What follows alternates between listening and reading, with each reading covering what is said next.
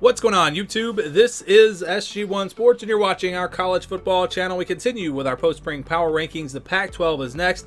We've done the SEC, Big 10, Big 12. If you missed those, go back and check them out. But let's get started here in the Pac-12, a conference that seems like it's pretty easy to figure out as far as who the teams at the top are going to be, who the teams at the bottom are going to be. Of course, that one big wild card is Colorado. But let's get started here at number 12. That's going to be Stanford. Stanford wasn't very good last year. They didn't really do much at all to improve their roster this year, and they also lost some key players in the transfer portal.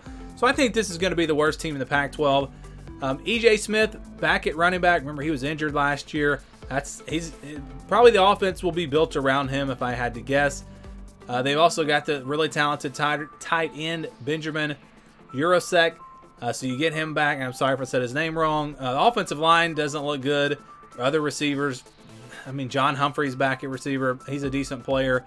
And then on defense, it's kind of the same story. There are some good players scattered throughout the defense. Ernest Cooper, David Bailey on the defensive line. Those two guys have a chance to be pretty good. But when you look at the depth overall, and especially in the secondary, this defense doesn't look all that great. I think Stanford clearly is the worst team, or will be the worst team in the Pac-12, at least looking at it after spring. Let's move on to number 11. That's going to be Arizona State. This team has potential. They added some nice pieces in the transfer portal. A new head coach. We'll see how that works out for them. They've got Elijah Badger back at receiver. He's one of the top receivers in the Pac-12, and some guys around him as well. Like I say, this is a team that has potential. I don't know if it's all going to come together or not. Jalen Conyers at tight end, really good player. You're probably going to look at Drew Pine or potentially Trenton Bourquette at quarterback, who came in and played pretty well for them last year. So I don't think this is a bad team. Again, offensively, I think they're going to be able to score some points. Now, the defense, that's where I'm a little bit more concerned, especially in the front seven. Just not a lot of talent on the defensive line or at linebacker. Secondary actually looks pretty good for them. I expect them to hold up pretty well against the pass, but teams might just be able to run it right down their throats. And that's why I've got Arizona State at number 11. Number 10 is going to be Cal, kind of the opposite here. I think the defense for them has a chance to be pretty good. You go across the board, you got Jackson Sermon at linebacker, really good player, some good players in the secondary as well. Defensive line doesn't look all that strong.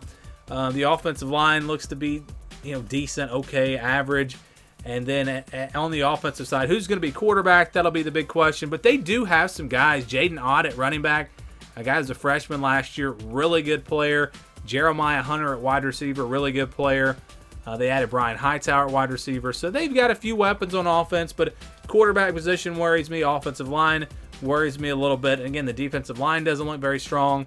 So I don't expect Cal to be great. But again, with Cal and Arizona State, I think both of those teams have potential to surprise this year.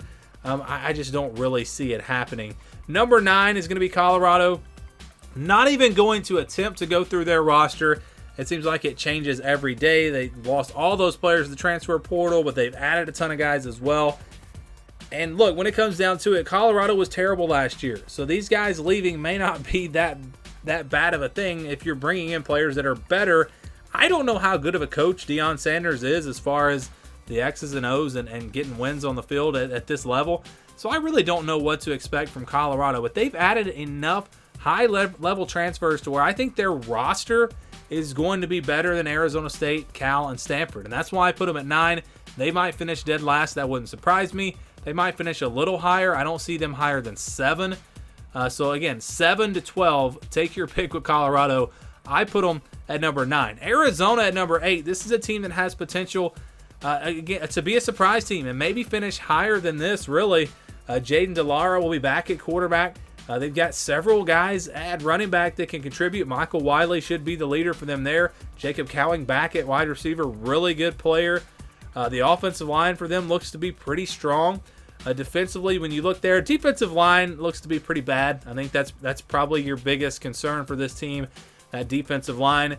The linebacker position looks to be pretty good.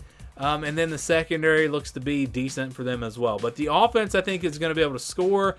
And that's a big reason why I think Arizona has a chance to possibly surprise some people this year. Maybe they pull off a big upset or two. Number 7, Washington State team. This is like one of the most average like the most mid teams in college football. They're not bad, but they're not great. Cameron Ward will be back at quarterback. We saw flashes from him last year looking like a really good player.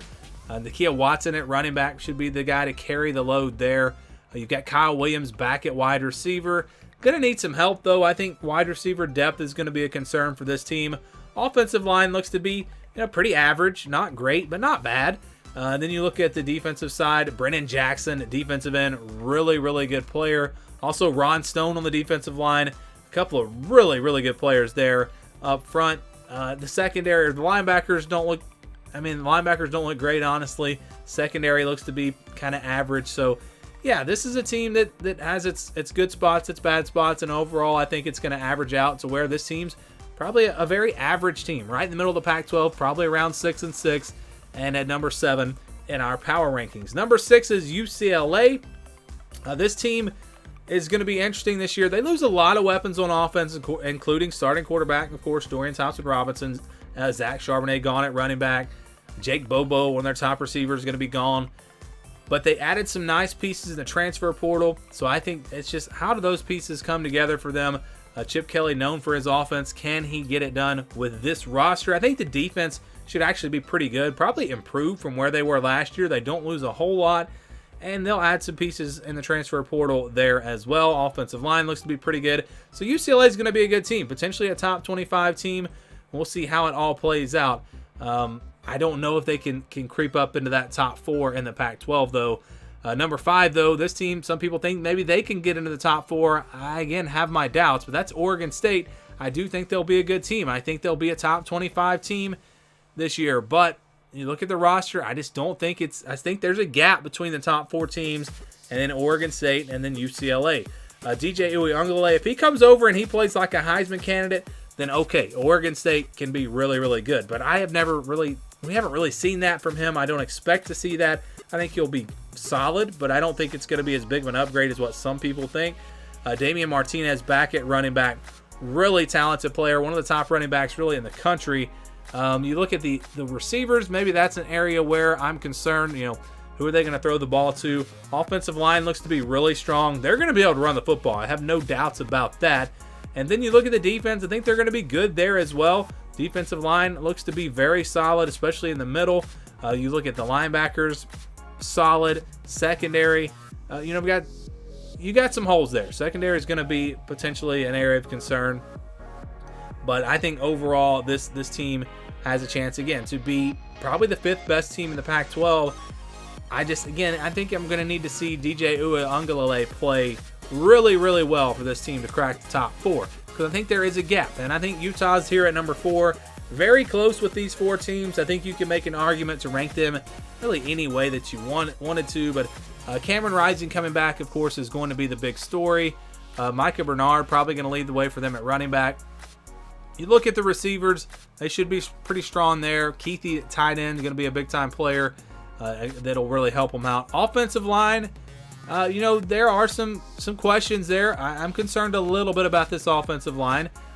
You got a couple of starters there back that should be really good, but then the other 3 spots, yeah, a little bit of question mark there. Defensive line, though, looks really strong. Linebacker looks to be good for them. Secondary looks to be pretty good.